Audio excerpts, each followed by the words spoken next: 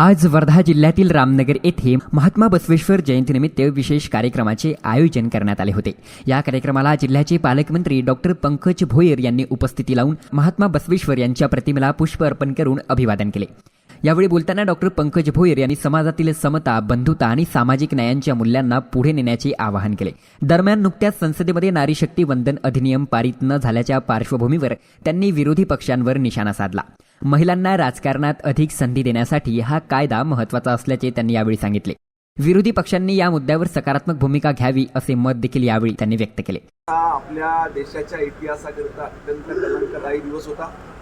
या देशातले काँग्रेसचे सत्ताधारी, त्या ठिकाणी टीएमसी असो, डीएमके असो, यांनी जाणून बुजून या देशातल्या महिलांना पुढे न येऊ देण्याकरता असा कटकारस्थान त्या ठिकाणी रचलं आणि हे बिल त्या ठिकाणी लोकसभेत पडलं।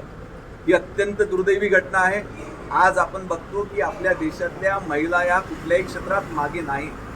अजूनही ग्रामीण भागातल्या मध्यमवर्गीय महिलांना अजून प्रोत्साहन देण्याकरता अशा पद्धतीच्या आरक्षणाची सक्त आवश्यकता आपल्या देशामध्ये आहे आणि भारतीय जनता पार्टी ही कदापि त्या ठिकाणी शांत बसणार नाही।